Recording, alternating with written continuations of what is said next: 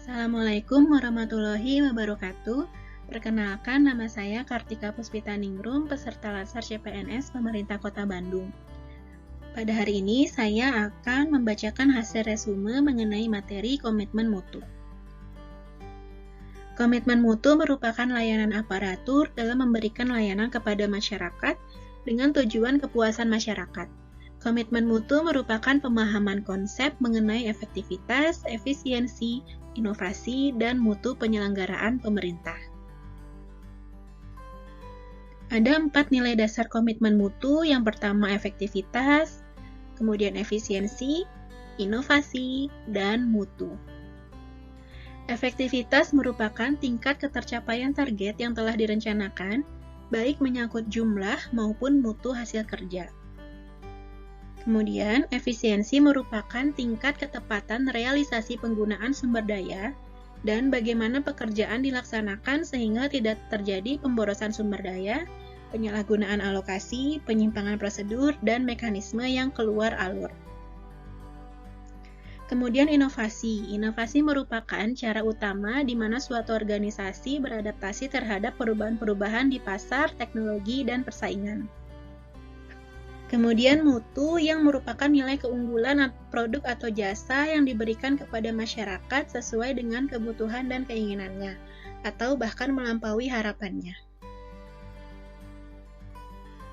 Ada 5 nilai dasar orientasi mutu. Yang pertama, komitmen pada kepuasan pelanggan, di mana dapat dirumuskan melalui slogan-slogan khusus untuk meyakinkan publik terkait bagaimana layanan yang akan mereka dapatkan dari institusi yang sedang dikunjungi.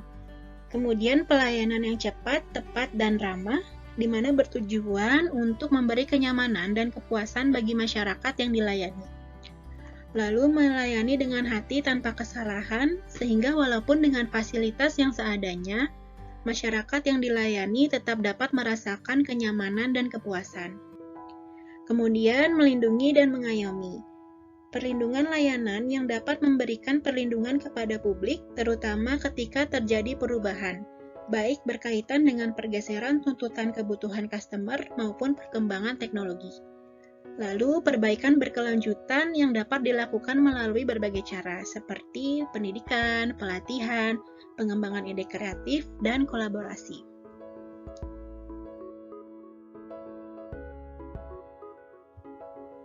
Kemudian, manajemen mutu terpadu terdiri atas kegiatan perbaikan berkelanjutan yang melibatkan setiap orang dalam organisasi melalui usaha yang terintegrasi secara total untuk meningkatkan kinerja.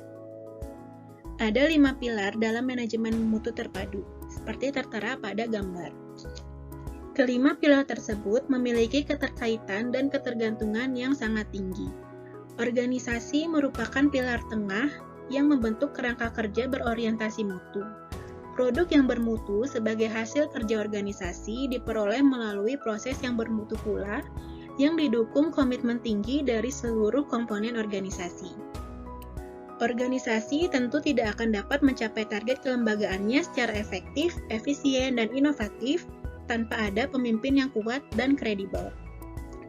Dengan dilandasi kelima pilar yang kokoh, target mutu dapat diwujudkan, bahkan dapat terus ditingkatkan secara berkelanjutan.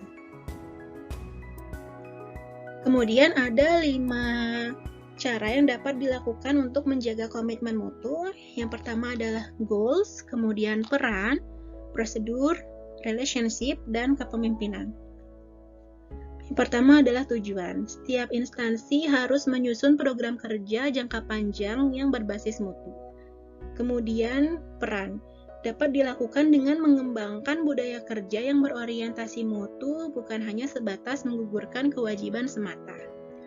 Lalu, prosedur dilakukan dengan meningkatkan mutu proses dan menciptakan inovasi di lingkungan kerja.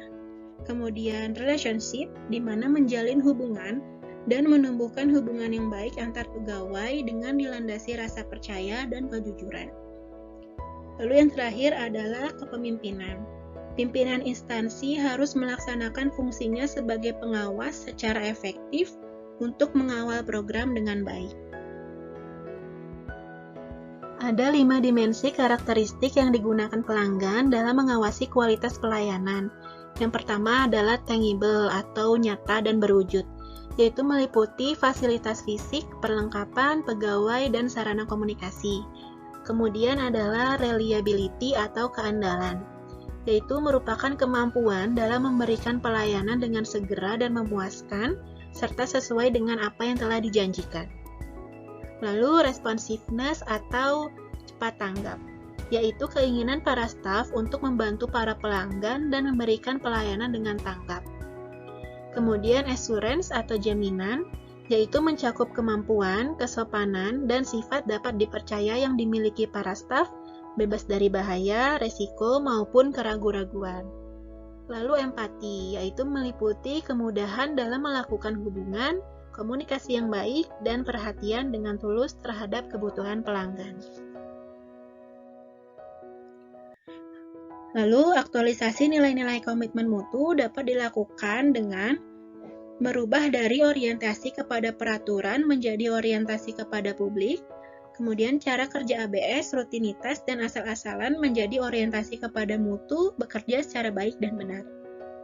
Kemudian merubah dari sikap pasif menjadi sikap yang dinamis, proaktif, dan inovatif, dan merubah dari cara kerja yang individualis dan egosentris menjadi cara kerja tim sebagai satu kesatuan proses untuk melayani masyarakat. Adapun kesimpulan dari materi komitmen mutu ini adalah karakteristik ideal dari tindakan yang berorientasi mutu dalam penyelenggaraan pemerintahan dan pelayanan publik antara lain diarahkan untuk meningkatkan kepuasan masyarakat sebagai pelanggan. Pelayanan publik yang bermutu merupakan wujud akuntabilitas dari pemerintah selaku penyedia layanan publik. Pelayanan publik yang bermutu akan menciptakan kepercayaan publik kepada pemerintah. Sekian pemaparan dari saya. Wassalamualaikum warahmatullahi wabarakatuh.